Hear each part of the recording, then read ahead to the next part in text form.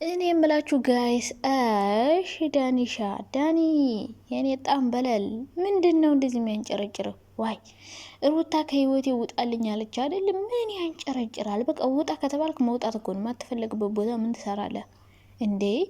ግዴታ በቃ እኔ እኮ ዩቲዩበሮች በጣም የምትገርሙኝ መጀመሪያ ታሽቃብጣላችሁ ስትጣሉ ደግሞ ተሰዳድባላችሁና ዳኒ ከሩታ ህይወት ለመውጣት ሩታን መሳደብ ምናምን የለብህም። ሁሌን የተከክል ነኝ ሁሌን ያልኩሽን ስሚ ምናምን ማለት የለብህም እንዴ ዳኒ ማለት ነው። ውጣልኝ ከህይወት ያለችው ውጣ በቃ።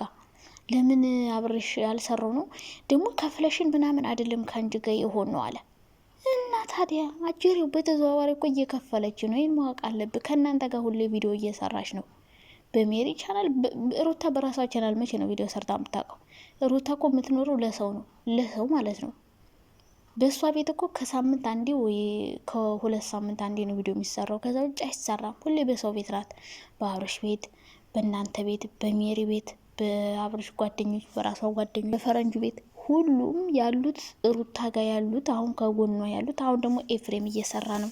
ቡዜ ጋር ትሰራለች። ሁሉም በሩታም በአብርሽም ሳይድ ያሉት እየከፈሏችሁ ነው እየሰራችሁ ያላችሁት። አንድ ቪዲዮ 200 ሺህ ቪው ተገኘ ማለት እኮ $200 ነው የሚቆጥር ለአባቱ። $200 አስቡት። በአንድ ቪዲዮ 150 ከታየል $150 ቢያንስ ይቆጥራል። ቢያንስ ማለት ነው። ያውን ቪዲዮአቸው 20 ደቂቃ ምናምን ስለሆነ ከዛ በላይ ይቆጥራል። 1.5 ምክንያቱም ከሀገር ውጭ ያለ ሰው ነው አብዛኛው የሚያያቸውና ኢትዮጵያ ላይ ብዙም አይከተላቸውም።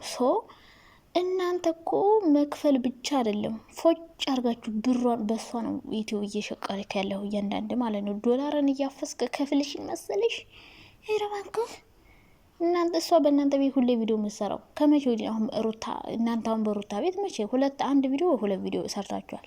ከዛ ውጭ ግን ሁሌ የምሰሩት የሳን ፎቶ እየለጠፋችሁ አንተና ሜሪ ዩቲዩብ ለመስራት ብላችሁ ነው ከሩታ ጋር ያላችሁት። በቃ ምን ንገሩን አትበሉ እንጂ ሩታ መናገር ነበርብሽ። እንደዚህ ማለት ነበርብሽ። ለራስህ ለዩቲዩብ መስሪያ ብለህ ነው ለሷ ያልሆነ አይዲያ እየሰጠ ልጅቷን ገደል የከተትካት። በቃችሁኝ አልፈልግም ከዚህ በኋላ ከተባላችሁ ሌላ አይዲያ ፈጥራችሁ ስሩ። ግዴታ የሩታን ስም እያጠፋችሁ አሁንም አይፈቷትም። ምክንያቱም የእንጀራ ገመዳቸው ናት። የሩታን ስም እያጠፋህ እየመጣህ እዚህ ጋር ቪዲዮ መስራት አለብህ ብዬ አላስብም። የሩታ ዳኒ እኮ ማለት ነው የሩታን ህይወት ከዜሮ ከመጀመሪያው እስካሁን ምስቅልቅል ያረከው አንተ ነህ። ምስቅልቅል ማለት ነው። እሱ አይገባትም። ሲቀጥል ሩታ ደግሞ ማለት ነው ሩታ ዳኒና ሜሪን ከህይወትሽ ስታስወጪ በስድብ በጸብ አይደለም። እናንተ ከህይወቴ ስወጡ ደስተኛ ሆንኩ ማለት የለብሽም። ምክንያቱም ያኔ አምነሽበታል። ይጠቅሙኛል፣ ለኔ ጥሩ ሰዎች ናቸው ዳኒና ሜሪ ማለት ለኔ በጣም ጥሩ እየጠቀሙ ሰዎች ናቸው ብለሽ ህይወትሽ ውስጥ እስካስገባሻቸው ድረስ በቃ በሰዓቱ እንደጠቀሙሽ ነበር እያሰብሽ ነበረው። አይጠቅሙሽም ብንልሽም እየሰማሽ አልነበረም። እየጠቀሙኝ ነው ብለሽ አስበሽ ህይወትሽ ውስጥ አስገብተሽ የጀመሽ ጊዜ ማብረው ሲንጫጩ ነበረ። ቤትሽ መተን ኑር ሲሉሽ አዎ ይጠቅሙኛል ኑ አብራችሁ ኑሩ ብለሽ አምጥተሽ ህይወትሽ ውስጥ አስገብተሻቸዋል። ፈቅደሽላቸው ነው የመጡት። ራስሽ ህይወት ውስጥ አስገብተሽ እናንተ ናቸው በጠበጣችሁ። በጸብ መለያየት የለባችሁም። በነገራችን ስትለያዩ በቃን ኸላስ ግዴታ ጸብ እኮ አያስፈልገውም። ምንድነው ዳኒም ብትሆን ከሩታ ህይወት ለመውጣት ግዴታ እሷን መሳደብ ስለ እሷ መጥፎ ነገር ማውራት አለብህ ብዬ አላስብም። ገብቷል አይደለ? ጥሩ ነገር እያወራ አውርታ መሄድ ትችላለህ። ካልፈለገች እዛ ጋር ምንም የምትሰራው ጉዳይ አለ ብዬ አላስብም።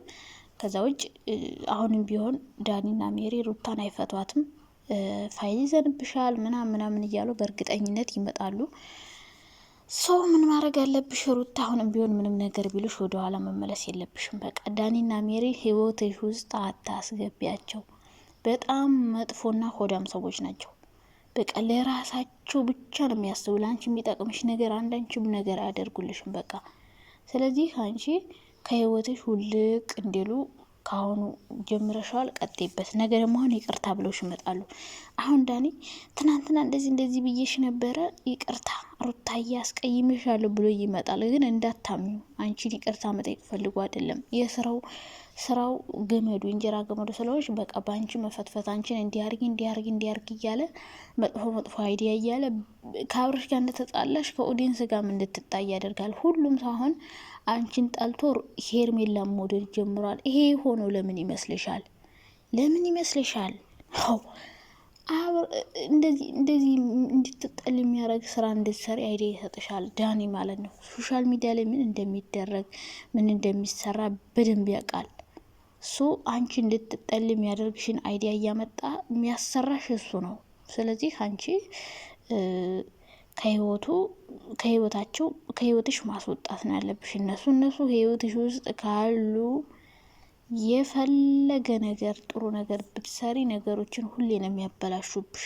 ገብቶሻላ? ሰው እንደዛ ማድረግ አለብሽ ብዬ አስባለሁ። ለመለያየት ደግሞ ግዴታ መጣላት መጨቃጨቅና መነታረክ አስፈላጊ ነው ብዬ አላስብም። ከዛ ደግሞ አብርሽና ሄርሜላ መጥተው ነበረም። ሩታ እንደጠቃላይ ሀሳብ መሰጥሽ ከዚህ በኋላ ማንንም ህይወትሽ ውስጥ ባታስገቢ ጥሩ ነው። በራስሽ ዩቲዩብ በሳምንት አንዴ ነው አሁን የምትሰሪ። ከዚህ በኋላም ትሰሪያለሽ የራስሽን አይዲያ፣ የራስሽን ብሎግ ከልጅሽ ጋር ብትሰሪ በደንብ ይታይልሻል። ግዴታ ጸብ አይደለም። ወይ ደግሞ አንድ ደህና ሰው ይዘሽ ከአንድ ደህና ሰው ጋር ሆነሽ መስራት አለብሽ።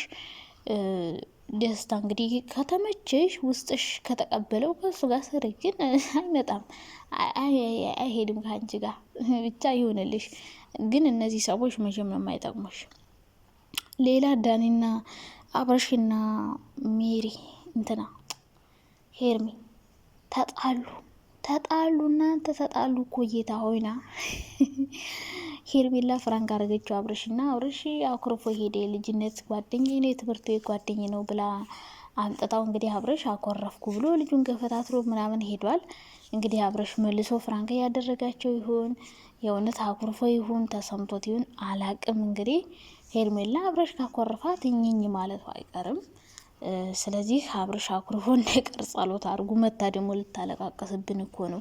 እና አብርሽ አንተስ ቢሆን ፍራንክ ታረግ አይደል እንዴ? ግን አሁን ሄርሜላ ሴት ወንድ አመጣች፣ ነገ ደግሞ እሱም ደግሞ ወንድ ሌላ ሴት አምጥቶ ፍራንክ እንዳያረግሽ። ይሄ ነገር በጣም ዋጋ የሚያስከፍልሽ።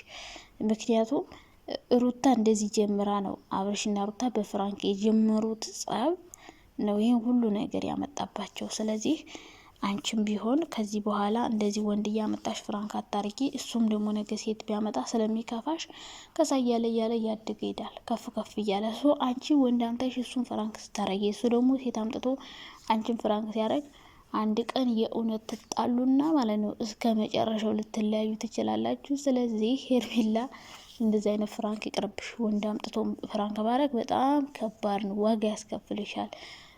አብርሽና ሩታ የተለያዩበት ነገር ስለሆነ ማለት ነው የምመክርሽ። እንደ ፍቅረኛ ከኖራችሁ እንደዚህ ወንድ ሴት እያመጡ ፍራንክ መደራረግ ይቅርባችሁ።